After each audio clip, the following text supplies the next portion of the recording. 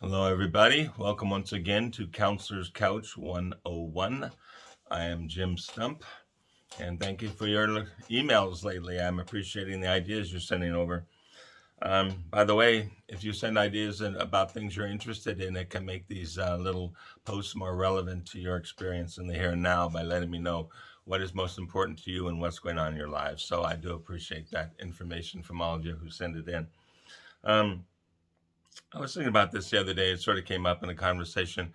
Have you ever heard of the term or the idea of a starter wife or a starter husband? I mean, what's that all about? I thought we were supposed to get married once till death do us part and all that. What's that mean when someone say a starter wife, a starter husband? Oftentimes, I think people gain a conception of that through hindsight. We look back on what we came through, the things that developed us, the things that molded us, the things that taught us. And we say, okay, I can see what happened there now. At the time, I was unable to understand the depth of the dynamic that was happening between me and the partner at that time, but I can see it now. Oftentimes, people come into a relationship or seek a relationship with the list of prerequisites that they want to have, and they go look for someone that'll fill that bill there. And when they do, they find out that those are not the significant aspects of a successful relationship. It's not how tall someone is, or how attractive they are, or how much money they earn. It's more about the emotional side. Are you a good match with that person or not? So, people go into a relationship with a certain idea of what they're looking for. And when they find all these aspects and they form that relationship, that they find out that the relationship doesn't work, that list changes. Maybe many of the ideas on there will remain on the list, but at the same time, they will add some, maybe subtract some, maybe other things become more important than their original list of physical attributes and like that. So what happens? We look at a relationship and say, okay, it didn't work. We try to understand why. We figure it all out, and then we say, okay, I'm not going to make that mistake again. And then we start a second relationship, hopefully with the improvements that we have made through experience, right?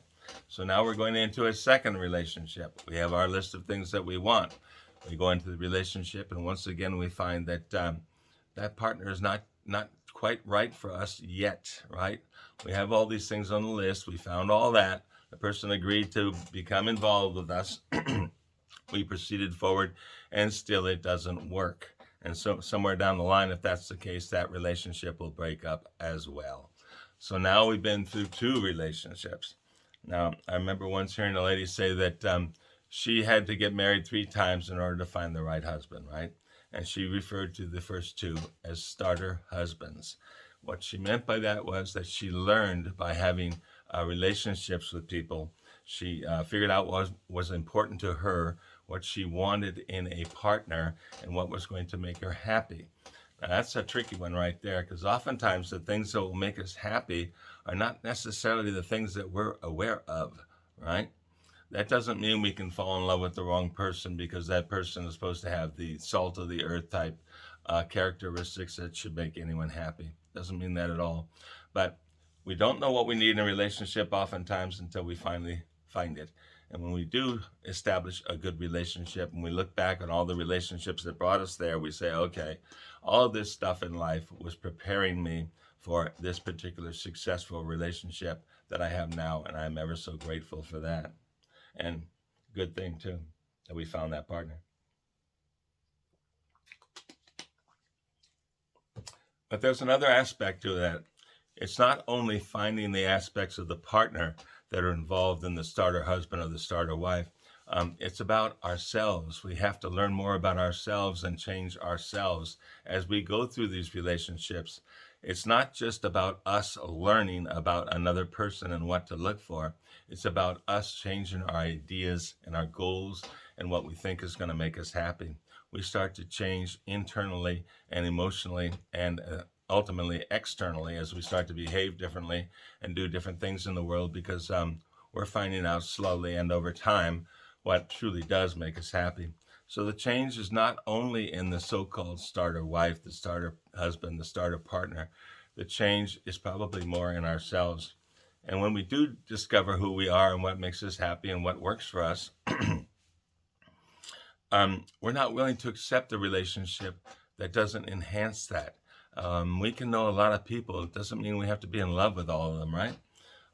We can like a lot of people. Doesn't mean they're going to be a good partner for us. And when we learn that aspect, and then we learn that it's about us and it's more about us and less about them, we start to change who we are, and what we're looking for, and maybe even what we're willing to accept. Because sometimes we don't find the perfect partner, but we find someone really, really close. So we have to learn our boundaries and the aspects of relationship that we find most important. We're seeking those. It's kind of a shame when I think about starter wives and starter husbands when children are concerned. Oftentimes, the children come out of the first relationship or the second relationship, and the relationship you end up with is not the relationship that produces the children. And that can create problems for the children themselves, and it can create problems for one or both of the partners in the relationship. All of these things fit in, and it's unfortunate that we don't learn earlier in life what we are looking for and what's going to be good for us. I think in previous generations, people would say, I made a vow and I stuck to it. It didn't mean that I really enjoyed it, or it didn't mean that I would have chose differently had I had a second opportunity.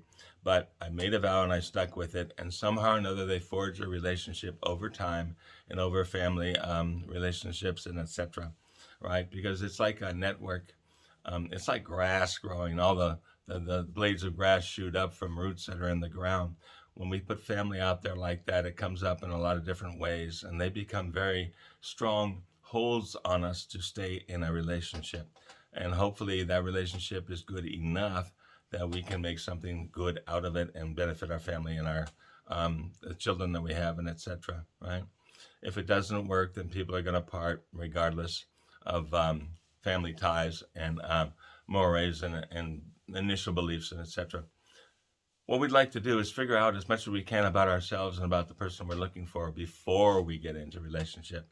I'm not advocating starter wives and I'm not advocating starter husbands. It just seems to be what transpires and what we learn from as we look back. Stop, go slow. I really recommend that you go through premarital counseling. I don't care how old you are or how often you've been married before you marry a person, because you can identify the issues that are going to be important to you and hopefully important to the other person. And looking at those things, you can tell you pretty quick whether or not that relationship has the possibility of being successful. I think that's a better way to go than to marry 3 or 4 times before you finally find someone you're willing to settle down with. Just a thought. Starter wives, starter husbands. Anybody out there gotten a few? Tell us about it. Tell us what you learned. Tell us what you would advise a younger person coming up in regards to that. Do you think multiple marriages is the way to go to learn how to be a good partner? Or do you think there's something better way, a way that's more successful and happier for all involved? I'd really like to hear your ideas. Please send them in. And I will collect the ideas and try to come back to a future post and let you know what people say about this topic. So the question is, starter wives, starter husbands, what do you think? What would be a better way to go? Anyway, thanks for stopping by. I look forward to talking with you next time.